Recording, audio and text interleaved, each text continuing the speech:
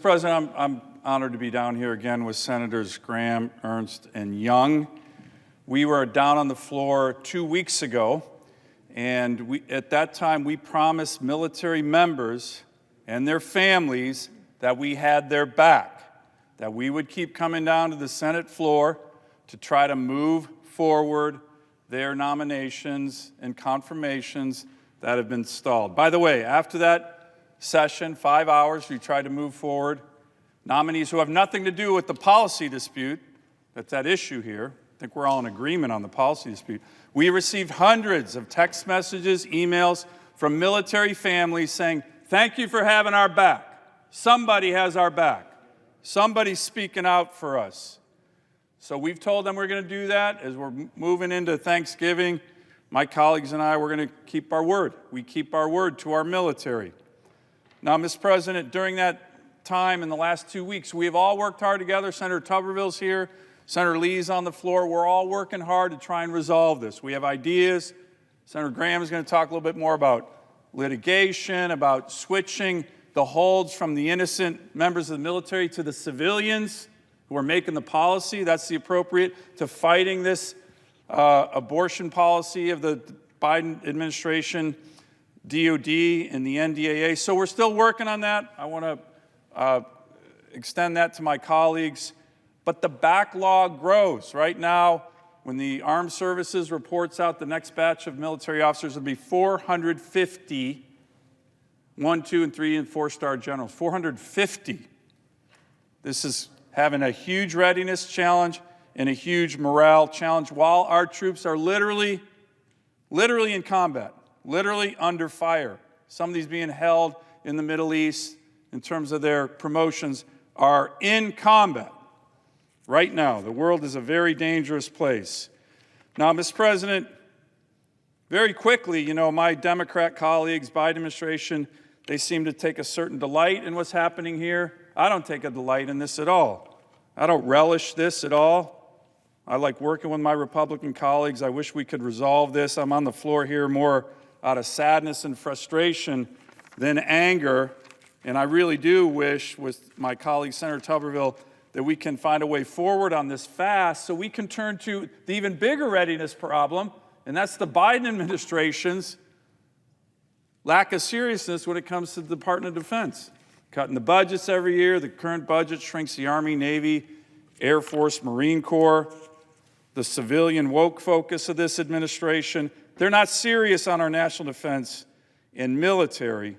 We need to get through that. Senator Tuberville and I actually were the ones who made the majority leader bring forward the members of the Joint Chiefs of Staff.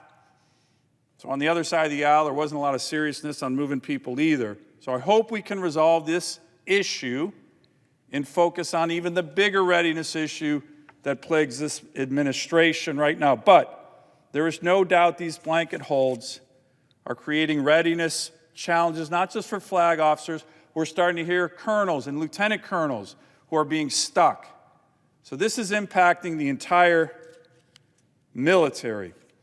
Mr. President, I have letters from the Military Officers Association of America, the Veterans of Foreign Wars, and the American Legion. This represents millions of Americans, all requesting that these blanket holds be lifted. I'd like to submit them for the record.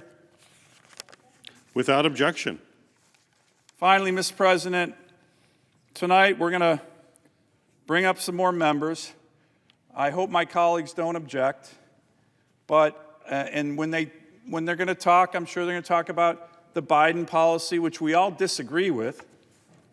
The 4 senators on the floor who were on the floor 2 weeks ago, we have a lot in common, but 2 big things are strongly pro-life and strongly pro-military because we're veterans. We've served. We know what sacrifice means. And we want to make sure we are protecting our military members and their families. That is a core principle, certainly of Republicans, and we need to do that.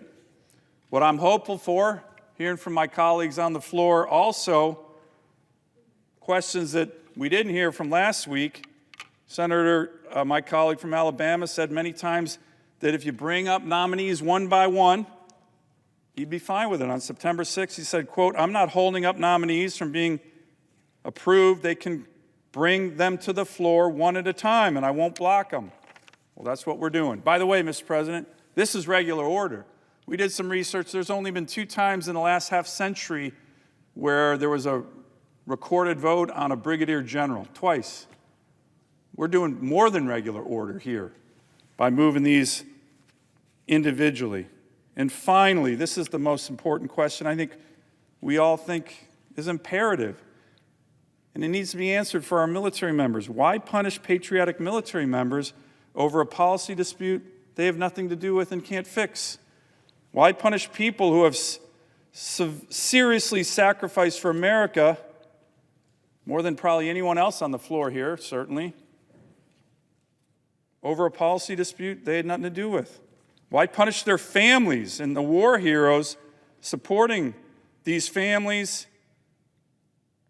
you'll hear about tonight who have served our country so faithfully when they have nothing to do with the dispute on the floor? Why punish some of the most combat experienced members of the military who we need on the field now, one of the most dangerous times in the last 70 years, when they have nothing to do with this dispute? So, Mr. President, I was home Veterans Day in Alaska. My state has more veterans per capita than any other state. The country, very patriotic citizens. The events I went to, young Alaskans, old Alaskans, really honor our veterans.